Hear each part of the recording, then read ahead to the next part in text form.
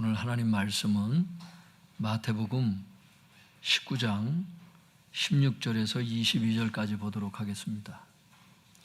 오늘 하나님 말씀은 마태복음 19장 16절에서 22절까지입니다.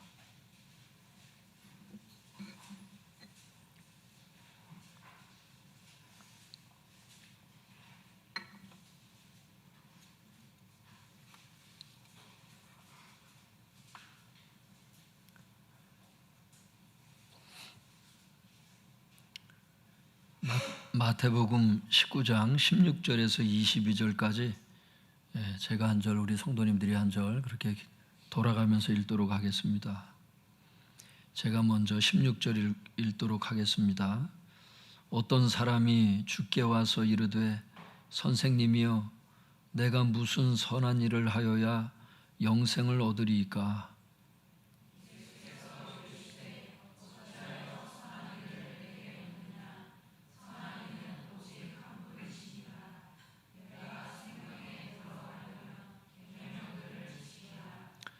이르되 어느 계명이오니이까? 예수께서 이르시되 살인하지 말라, 간음하지 말라, 도둑질하지 말라, 거짓 증언하지 말라.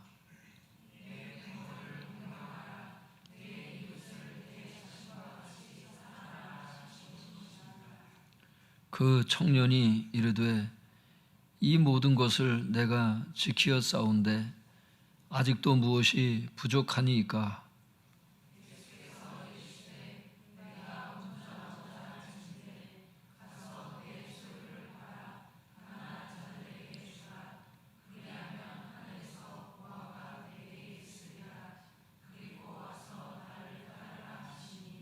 같이 읽겠습니다. 그 청년이 재물이 많음으로 이 말씀을 듣고 근심하며 가니라.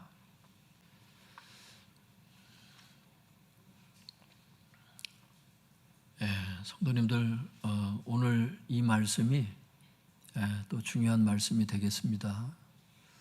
그래서 오늘 말씀이 앞으로 몇 시간에 걸쳐서 연결되는 말씀이기 때문에 그 첫 뚜껑을 여는 시간이에요, 지금이. 그래서 한번 잘 주목해서 들으시고 다음 주일 또 그 다음 주일 계속 이 이야기가 왜 거론이 되는지를 한번 잘 들어보세요. 한번 제목을 따라해 보겠습니다. 부자 청년의 부족한 점. 붙여서 한번 해보겠습니다. 부자 청년의 부족한 점. 부자 청년의 부족한 점이라고 하는 제목으로 하나님의 말씀을 전하도록 하겠습니다. 16절과 17절 먼저 읽도록 하겠습니다. 시작. 어떤 사람이 주께 와서 이르되 선생님이여 내가 무슨 선한 일을 하여야 영생을 얻으리이까? 예수께서 이르시되 어찌하여 선한 일을 내게 묻느냐? 선한 이는 오직 한 분이시니라. 내가 생명에 들어가려면 계명들을 지키라. 16절에 보면 어떤 사람이 예수님께 왔습니다. 이 어떤 사람이라고 되어 있는데 20절에 쭉 밑에 이제 20절에 보시면 그 어떤 사람의 정체가 나와요. 그 청년이라고 이렇게 나옵니다. 그래서 성경을 볼 때는 문맥으로 봐야 돼요. 쭉 읽어봐야 그게 이제 무슨 얘기인지 그 줄거리를 알아야 되는 거예요. 그 청년이 예수님께 와서 질문을 했어요. 어떻게 질문했냐면 선생님, 내가 무슨 선한 일을 해야 영생을 얻겠습니까? 영생이라고 하는 것은 영원한 생명을 얘기를 하는 거예요. 그 영원한 생명을 얻을 수 있다는 것을 알았어요, 이 사람이. 하나님을 믿으면 영원한 생명을 얻을 수 있다는 걸 알았어요. 그 영생이 무엇인지도 모르는 사람이 이 세상에도 많이 있잖아요. 잘 주목하세요. 소리 내지 마시고 말씀 시간에는 다른 사람 방해될까 봐요. 잘 들으셔. 여기서 다 까먹으면 안 된다고 시간을.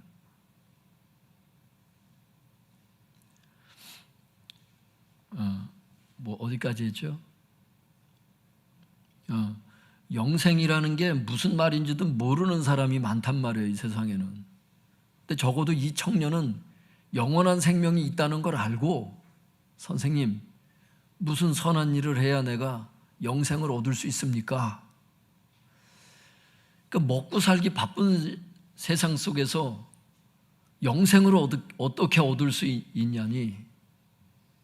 그러니까 영적인 사람이야, 이 사람이.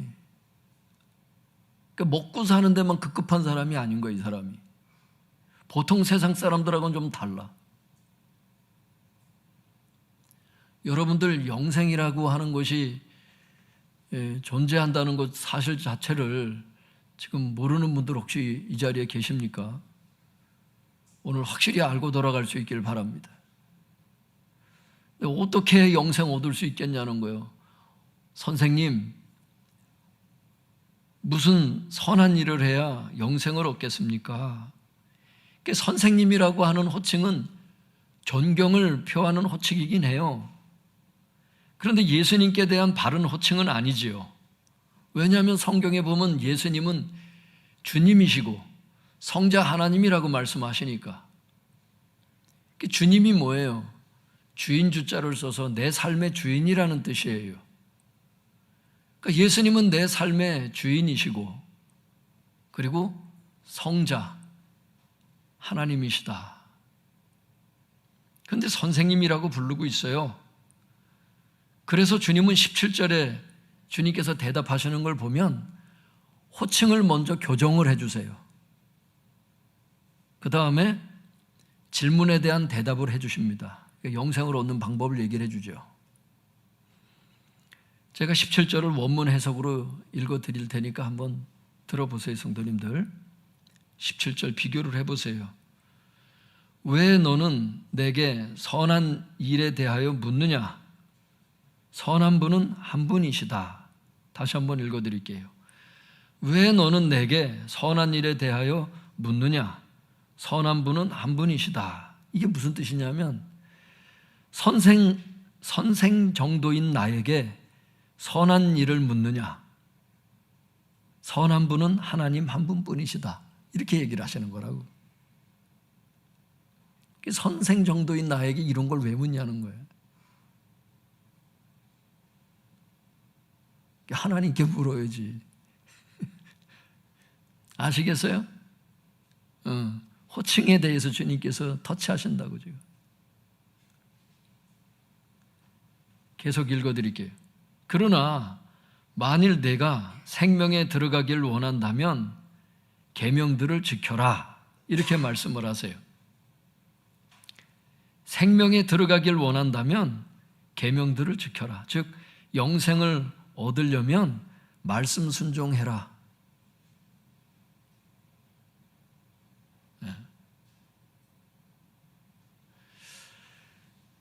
어떤 사람은요, 그 신앙이 참 좀 잘못돼가지고, 구약에서도 그래요.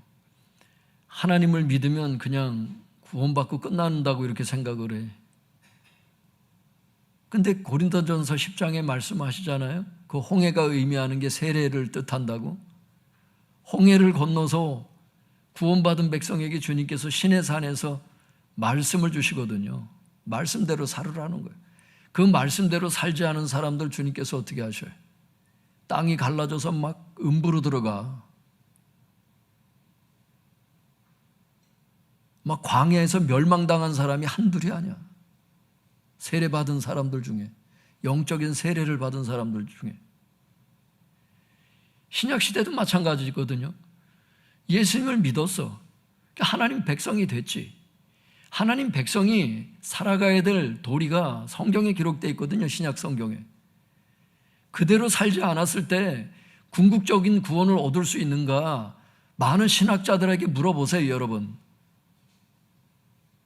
예를 들어서 자기는 하나님께 용서를 받았어. 근데 나는 다른 사람을 용서하지 않아. 그랬을 때 어떻게 된다고 마태복음에 배웠어요, 여러분. 18장에 보면 하나님도 우리의 죄를 용서해 주셨던 것을 다 까붕해 버리겠다는 거예요. 여러분, 궁극적인 구원을 얻을 때까지는 끝까지 말씀 순종하셔야 돼. 믿습니까? 여기에 지금 한국교회가 많이 미스를 하고 있다고. 지금 많은 성도님들이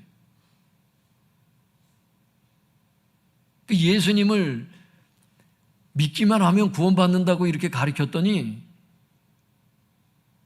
예수님을 믿고 이제 어차피 천국 백성 됐으니까 아무렇게나 막 살아도 된다라고 하는 식으로 얘기를 하는 사람들이 있더라고요.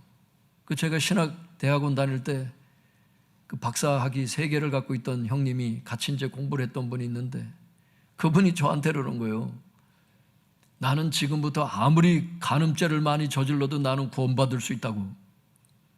나는 예수 믿고 구원받았기 때문에 나는 그럴 자신이 있다고. 난 이렇게 얘기하는 형님도 봤어요.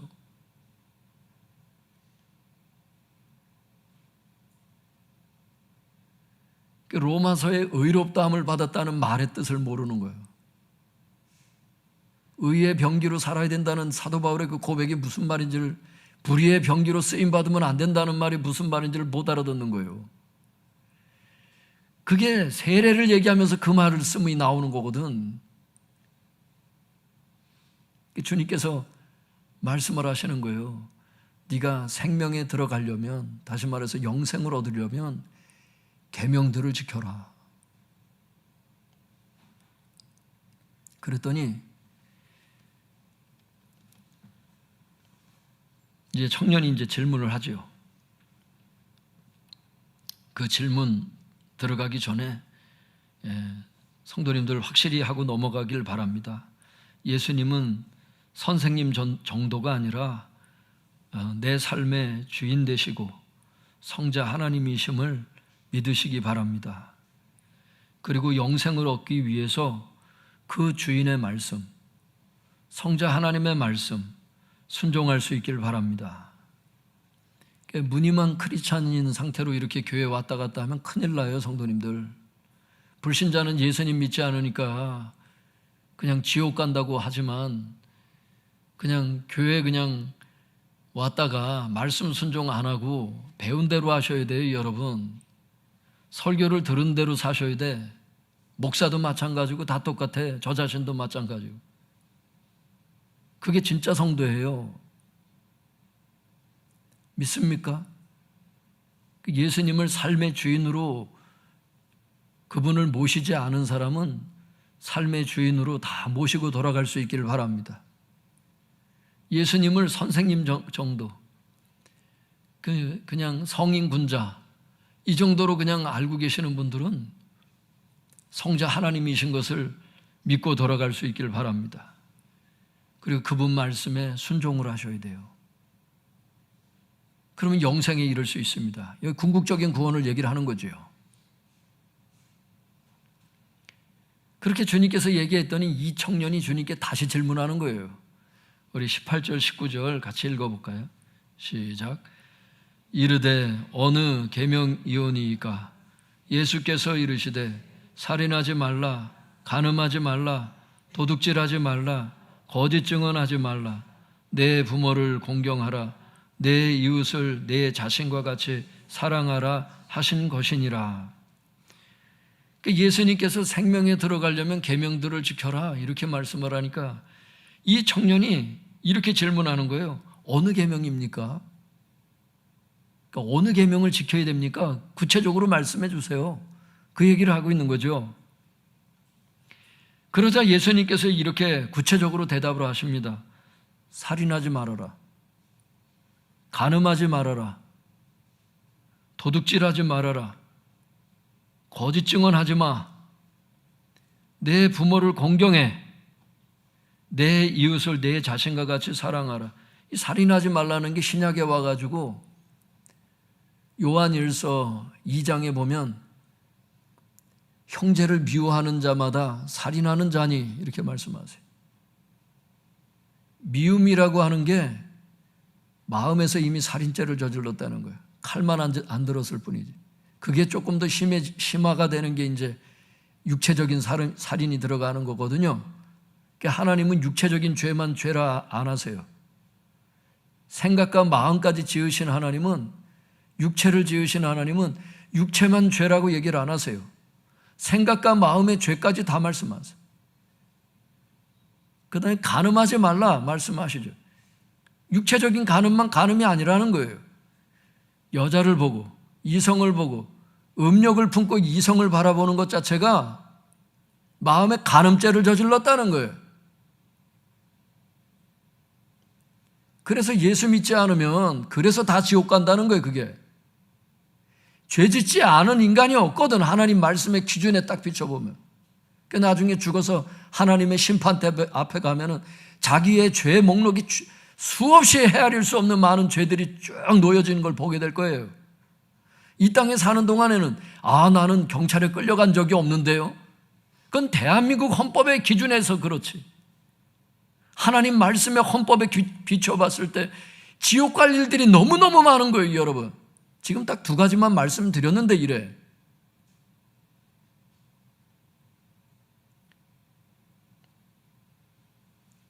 도둑질, 거짓말도 얼마나 많이 하냐고. 거짓 증언하지 말라는 거예요.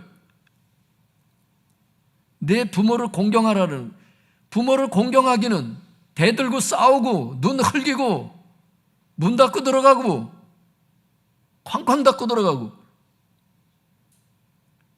그 로마서 1장에도 이런 사람들은 사형에 해당하는 죄라고 하나님 말씀하세요. 이 땅에서는 얼마든지 저지를 수 있다고 생각하는데 하나님께서는 네 부모에게 그러면 안 된다는 거예요. 부모를 잘 섬겨야 된다는 거예요. 여러분 어떻게 생각하세요? 여러분의 생각과 하나님의 생각이 많이 다르죠? 그러니까 인간들이 여러분 지옥을 가는 겁니다. 하나님 말씀 무시하다가.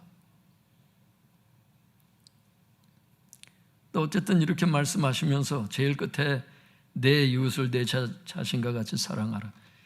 여러분 이게 십계명 말씀이에요. 사실은 보세요. 내 부모를 공경하라 5계명이잖아요.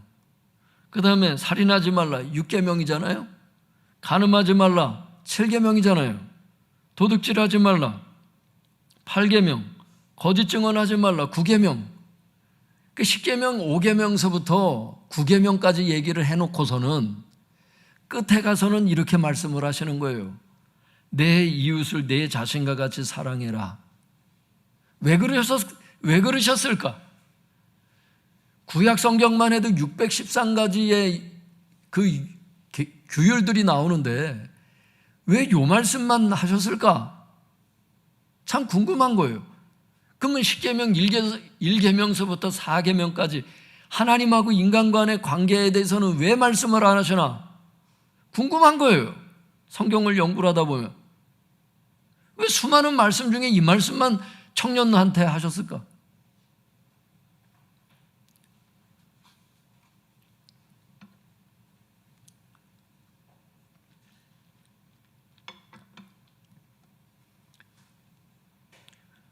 제가 말씀드릴게요. 지금 말씀드린 예수님께서 이 청년에게 대답하신 이 말씀들은요, 아까도 말씀드렸다시피 10계명 중에서 10계명 중 5계명에서부터 9계명까지 얘기를 해놓고 그 다음에 이 계명들의 핵심 정신인 로마서 13장 9절에 얘기하는 인간에 대한 계명으로 요약을 해놓으신 거예요. 그게 뭐예요? 내 이웃을 내 자신과 같이 사랑해라. 그러면 다른 말씀도 있는데 왜 이 말씀만 주님께서 대표적으로 말씀하셨느냐? 당시 바리새인들이, 학자들이 이렇게 설명해요. 당시 바리새인들이 하나님에 대한 계명 준수를 빌미로 해서 인간에 대한 계명을 희생시키고 있었어요. 목사님들 아시죠? 성경 지금 복음서를 읽어보면 충분히 이해가 되는 얘기예요. 하나님하고 인간 간의 그 계명 준수시키려고 하다 그것만 제시하다가 인간에 대한 계명들을 말살시키시피 하다 했어요. 이 사람들이 희생을 시켰지요. 그런 계명들을. 그러니까 주님께서 이 말씀을 주시는 거예요. 지금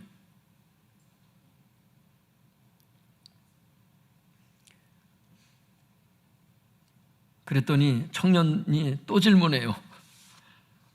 이게 이제 마지막 말씀이 되겠는데요. 우리 20절에서 22절 같이 읽어보겠습니다. 시작. 그 청년이 이르되 이 모든 것을 내가 지키어 싸운데 아직도 무엇이 부족하니이까? 예수께서 이르시되 내가 온전하고자 할진대 가서 내 소유를 팔아 가난한 자들에게 주라. 그리하면 하늘에서 보화가 내게 있으리라. 그리고 와서 나를 따르라 하시니 그 청년이 재물이 많음으로 이 말씀을 듣고 근심하며 가니라. 그러니까 예수님께서 제시하신 그 계명들이 있잖아요.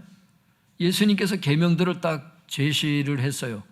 그 계명들을 딱 이 청년이 듣고서는 이렇게 다시 질문하는 거예요. 원문에 이렇게 되어 있어요. 이 모든 것들을 내가 지켰습니다. 아직도 무엇이 부족합니까? 이렇게. 그러니까 이 청년 나름대로는요, 주님께서 하신 이 말씀들을 다 지켰다는 걸 볼 때 거짓은 아니야. 이어지는 말씀에 주님께서 너 왜 거짓말하니? 이렇게 말씀하신 게 없어. 주님은 사람의 그 마음까지 다 꿰뚫어 보시거든요. 그러니까 이 청년이 진짜 이 말씀을 다 지키고 살았던 거야. 그러니까 굉장히 영적인 사람인 건 맞아요. 지금 현대 그리스도인들 가운데도 진짜 거짓말하지 않고 이렇게 사는 사람 드물걸요? 여러분 어떻게 생각하세요? 이 청년에 대해서. 진짜 믿는 사람이에요. 이 모든 것을 내가 지켰습니다. 아직도 무엇이 부족합니까? 즉 영생을 얻기에 아직도 부족한 점이 내게 있습니까? 이걸 묻고 있는 거예요. 지금 영생에 대해서 지금 묻고 있는 거니까. 내가 영생을 얻기 위해서 아직도 부족한 점이 뭐 좀 있습니까? 이걸 지금 물어보는 거예요. 주님께. 그러니까 주님께서 그 청년의 부족한 점을 딱 짚으세요. 네가 영생을 얻기에 부족한 점이 한 가지가 있다는 거야. 제가 원문 해석으로 읽어드릴 테니까 한글로 번역한 걸 한번 같이 맞춰보세요. 내가 완전한 사람이 되기를 원한다면, 이렇게 돼 있어요. 원문에. 부족한 점에 대해서 지금 물으니까, 내가 완전한 사람이 되기를 원한다면 가서 내 소유를 팔아서 가난한 자들에게 주어라. 그러면 내가 하늘에서 보화를 차지하게 될 것이다. 그리고 와서 나를 따르라. 제자가 되란 얘기예요. 나를 따르라고. 정리하면 이거죠. 영생에 대해서 지금 묻고 있어요. 영생을 얻기에 내가 부족한 게 있습니까? 있다는 거예요. 네가 완전한 사람이 되길 원한다면 요걸 하라는 거예요. 가서 네 재산을 팔아서 가난한 사람들에게 다 나눠줘. 그 다음에 와서 나를 따라. 순서적으로 얘기하면 네 재산 팔아서 가난한 자들에게 나눠주고 나를 따라. 내 제자가 돼. 그러면 완전한 자가 돼. 그러면 영생을 얻어. 이 뜻이잖아요. 양용희 교수님이 이 구절을 그래서 이렇게 주석을 해요. 한번 들어보세요. 영원한 생명을 얻고자 하는 자가 행해야 할 것으로 제시된 조건들과 그 결과들의 논리적 상관관계를 다음과 같이 정리해 볼 수 있다. 첫 번째, 재산을 팔아서 하나님 뜻대로 쓰는 것. 두 번째, 예수님을 따르는 것. 세 번째, 완전함. 마지막 네 번째, 영원한 생명을 얻는 것. 즉 하나님 나라에 들어가는 것, 구원받는 것. 이렇게 끝냈어요. 이분은. 그러면서 이렇게 설명해, 이 교수님이. 예수님은 하나님 나라를 소유하는 조건으로 그가 가진 모든 것을 팔 것을 요구하셨다. 밭에 감추인 보화를 보세요. 천국은 이와 같다는 거예요. 자기의 모든 재산을 팔아서 그 보화를 산다는 거예요. 하나님 나라를 소유하는 조건으로 그가 가진 모든 것을 팔 것을 요구하셨다는 거예요. 앞에서 13장 44절에서 46절. 우리는 이 요구와 관련된 본문을 다룰 때 모든 소유를 판다는 것의 실질적인 의미가 모든 소유의 소유권을 하나님께 이전하는 것이라는 점을 살펴보았다. 앞에서 살펴봤잖아요. 우리가 자기의 전 재산을 팔아서 그 밭을 산다는 게, 그 천국을 산다는 게 무슨 의미인지를, 모든 소유를 판다는 것의 의미가 모든 소유권을 하나님께 이전한다는 뜻이라고 앞에서 배웠잖아요. 그래요. 이게 또 나오는 거예요. 여기 같은 마태복음 안에 있으니까. 그러면서 교수님이 뭐라고 설명하냐면, 하나님 나라에 들어가기 위해 완전하고자 하는 제자 후보라면 누구든지 모든 소유권을 이전해야 하는데, 이 청년에게는 그 소유권 이전 방식이 모든 재산을 실제로 시장에 내다 파는 형태로 제시되고 있으며, 그 사용처 또한 가난한 자들을 위해 써야 할 것이 명시되고 있는 것이다.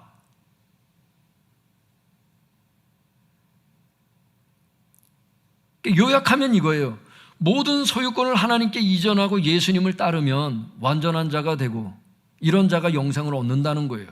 이것이 영생 얻는 비결이라고 주님께서 최종적으로 말씀하시는 거예요. 하지만 이 청년의 경우에 부족한 점이 뭐냐? 모든 소유권을 하나님께 이전하지 않았다는 거예요. 그 부족함이 있다는 거예요. 주님 보실 때. 그게 뭐예요? 돈 문제가 있다는 거예요. 돈 문제. 돈 문제만큼은 하나님께 이전을 하지 않는다는 거예요. 이 사람이. 거짓말하지 않고 살인하지 않고 간음하지 않지만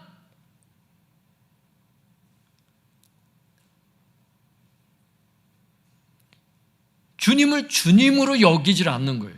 삶의 주인으로 생각했으면 자기의 모든 것들이 그분의 것이라는 걸 알았겠죠.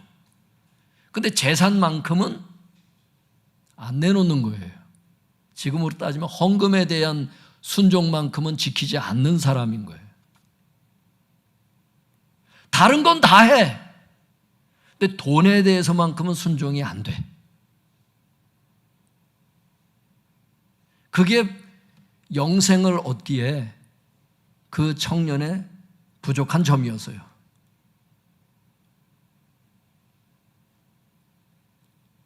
여러분은 어떠세요? 하나님께 소유권을 다 이전하셨어요? 이걸 묻고 있는 거예요. 오늘 이 성경이 우리에게 이걸 진지하게 묻고 있는 거예요.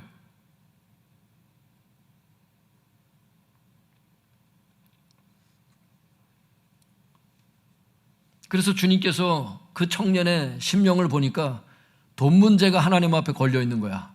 그래서 주님께서 네 소유를 팔아 가난한 자들에게 나눠주고 나를 쫓으라고. 그 문제가 해결돼야 된다고 주님 말씀하신 거예요.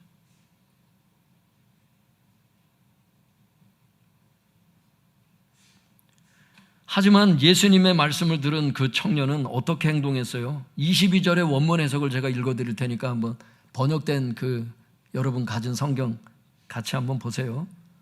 그러나 그 청년이 이 말씀을 듣고 슬퍼하며 떠났다. 이게 슬퍼하며 고민하며 이런 뜻이에요. 원래는 예수님의 그 말씀을 들으면 영생을 얻는 비결을 들었다. 이제 나 영생을 얻을 수 있다. 순종해야지. 이게 아니고 슬픈 거예요. 그러니까 진리를 들었는데 슬퍼요. 여러분 오늘 말씀 듣는데 슬픈 분들이 있어요? 고민이 되는 분들이 있습니까? 그 청년이 고민하면서 막 슬퍼하면서 그런 단어예요. 이게 주님께 질문을 했고 주님은 대답을 하셨는데 슬퍼요. 고민스러워요. 여러분 그런 적 있어요? 하나님께 어떤 걸 질문했어요. 근데 주님께서 대답을 해주셨는데 슬픈 경험이 있어요?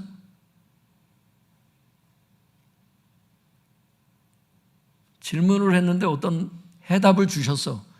해답을 주셨는데 고민스러워. 이 청년이 그랬어요.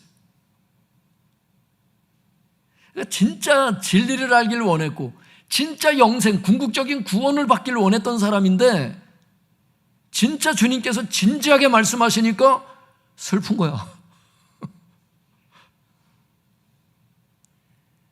고민스러운 거야.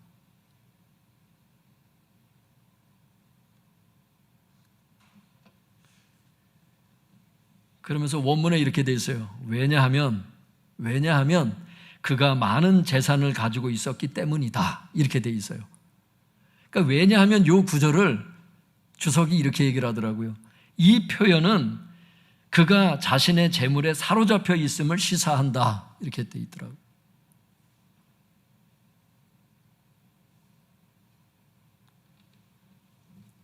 결국 그 청년은 영생이냐 재산이냐 이 두 가지를 선택하는 그 중요한 선택의 기로에서 재산을 선택을 해버렸어요.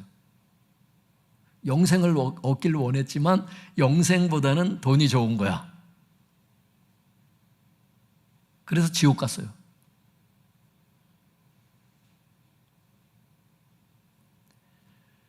사람이 죽으면 아무것도 못 갖고 가는 거 아세요?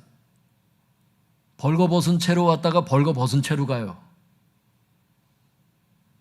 흙으로 돌아갑니다. 아무것도 동전 하나 가지고 갈 수는 없어요. 근데 이 청년이 생각이 짧았어요. 근데 그 짧은 사람이 많아요. 이 세상은. 영생과 돈을 바꾸는 사람 많아요.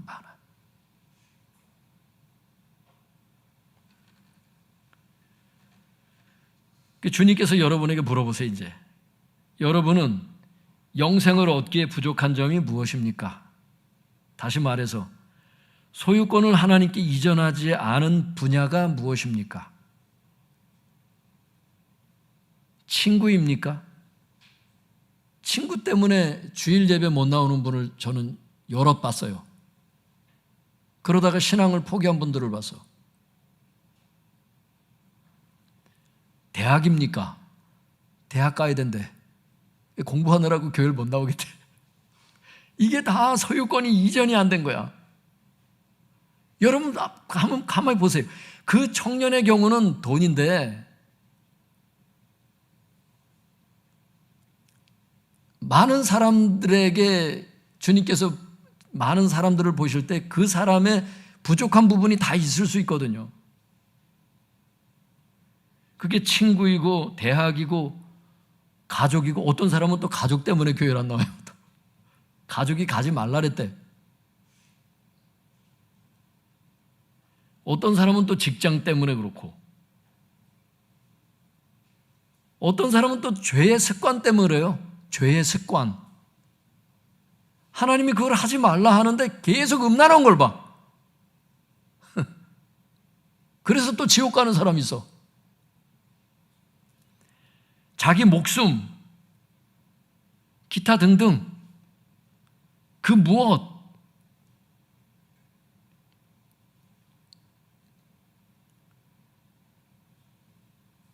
그 주일 예배 자꾸 빠지는 분이 있더라고. 주님께서 은혜를 막 주실 때 은혜의 파도를 잘 타야 항해가 잘 되는데 주님께서 막 은혜를 붓고 계시는데 이 친구가 또 친한 친구가 있는 거야. 이분은 그 등산 가야 된대. 주일날 몇 번 주님께서 봐주시더라고. 지금은 이제 불신자가 됐어요. 신앙을 한 번, 두 번 팔아먹는 게 이런 거야.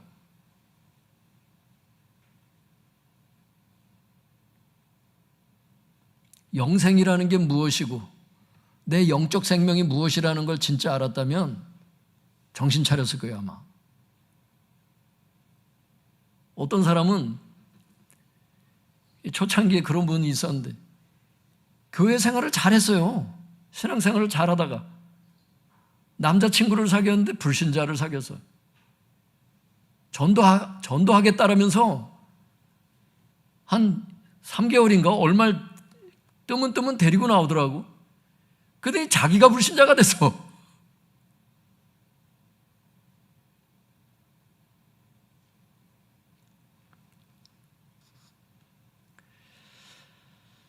예수님을 따를 수 없도록 하는 게 무엇입니까? 그것이 바로 영생을 얻기에 부족한 점입니다. 소유권을 하나님께 이전하지 않은 분야입니다. 부자 청년의 경우는 재산이었습니다. 그는 결국 그것 때문에 영생을 얻지 못하고 지옥에 갔습니다. 성도님들, 제가 몇 해 전에 친구들 모임이 있어서 잠깐 친구들 만나는데 친구 중에 장로인 친구가 있었어요. 그 친구가 나에게 묻는 거예요. 이 부자 청년을 이걸 마태복음 얘기를 딱 하면서 마태복음에 보니까 부자 청년에게 주님께서 네 재산 팔아서 가난한 자들에게 나눠주고 나를 쫓으라 그러셨는데 지금 이렇게 저축하며 사는 게 이게 맞는 거냐? 나에게 질문을 하는 거예요. 좀 마음에 캥기는 게 있는지 그 친구가. 그래서 제가 얘기를 했어요. 그 말씀은 그 청년에게 하신 것이다. 저축을 해라 그랬어요 제가. 여러분 오늘 이 말씀 들으니까 이해가 되시죠? 주님께서 요구하시는 게 아니라 나를 피값으로 사셨댔잖아. 나를 구원 얻었다는 것 자체가. 소유권이 주님께 어차피 처음부터 있었어. 내가 구원받는 순간. 근데 재산이 무슨 의미가 있어? 그분이 원하시는 곳에 흘려보내는 게 그게 청지기의 사명이지. 그러니까 네가 이 장로야, 네가 하나님께 그 마음이 투명하고 소유권만 이전돼 있다면 재산을 다 팔아서 나눠줄 필요가 뭐 있냐. 주님께서 그렇게 소유권 이전한 사람에게 그렇게 요구도 안 하신다. 근데 믿음의 선진들을 보면 이런 응답을 받은 사람이 많아. 성경 읽다가 재산 팔아서 나눠주고 나를 쫓으라 이거를 받은 사람이 많아. 이게 역사적으로 보면 그런 사람들이 더러더러 나와. 우리 교회도 그런 경험이 있는 사람이 있어. 그게 나쁘다는 뜻은 아니에요. 근데 어떤 사람에게는 주님께서 이대로 말씀하셔. 그렇게 하라고.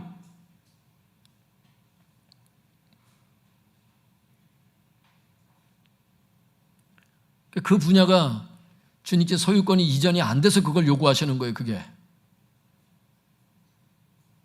근데 이미 소유권이 다 이전이 되고 주님 앞에 그렇게 살아가는데 뭐하러 팔라고 말씀하시냐고.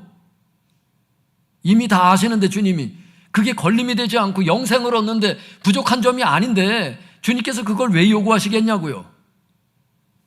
안 되니까 요구를 하시는 거라고.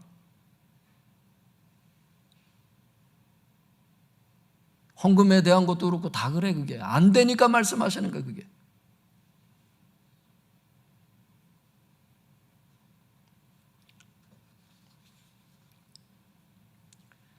사랑하는 성도 여러분, 영생을 얻는 비결은 모든 소유권을 하나님께 이전하고 예수님을 따르는 것입니다. 그 결과 완전한 자가 되어 영생을 얻는 것입니다. 바라기는 모든 소유권을 하나님께 이전하시고 예수님을 따르시길 바랍니다. 그래서 영생을 얻으시길 바랍니다. 부자 청년처럼 돈 때문에 영생을 잃어버린 분들 없길 바랍니다. 혹은 그 무엇 때문에 영생을 잃어버리지 않기를 바랍니다.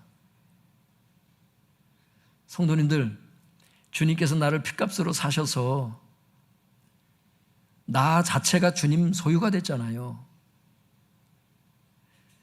그 모든 것을 주님께 맡기고 그냥 따라가세요. 주님께서 다 경영하시고 성공적으로 인도를 하셔. 근데 뭔가 안 맡기고 자꾸 내가 움켜잡으려고 할 때 그게 우상숭배가 된다는 걸 아시니까 주님께서 마음에 평안 주시려고 축복하시려고 그거 내놓으라고 말씀하시는 거예요. 뭐가 부족해서 내놓으라는 게 아니고. 염려도 그래요. 염려 왜 해요? 내가 운전대를 잡을 때 염려가 오는 거예요. 원래 그래 인생이. 하나님께 운전대를 맡기면 염려가 사라져요. 실제로. 염려가 있을 때를 보세요. 내가 그걸 운전하려고 할 때 염려가 와요. 항상 그래요. 주님께 운전대를 넘길 수 있길 바랍니다. 혼탁한 그 분야, 어려운 그 분야, 문제가 되는 그 분야를 주님께 핸들을 넘길 수 있길 바랍니다. 그 마음의 평안이 임하면서 하나님께서 성공적으로 인도하신단 말이에요. 재정도 걱정하지 마세요. 건강 문제도 걱정하지 마세요. 하나님은 능력이 많으셔서 하나님께서 운전하시면 운전을 잘 하신단 말이에요. 잘 피해 가신단 말이에요. 믿습니까? 이것이 우리의 간증인 것입니다. 오늘도 그런 걸 놓고 기도를 하세요. 하나님, 아직도 내가 염려를 맡기지 못한 게 있다면 소유권을 다 넘기길 원합니다. 영생을 얻기에 부족한 점이 있다면 주님 이 시간 기억나게 하셔서 회개케 하셔서 예수님을 따르는데 걸림이 없게 하여 주옵소서. 그래서 영생을 얻게 하여 주시옵소서. 궁극적인 구원을 얻게 해달라고 주님 앞에 간절히 기도하세요. 하나님께서 여러분 축복하시고 인도하실 줄로 믿습니다. 우리 주여 주여 우리 세 번 부르짖고 통성하여 기도하도록 하겠습니다. 주여.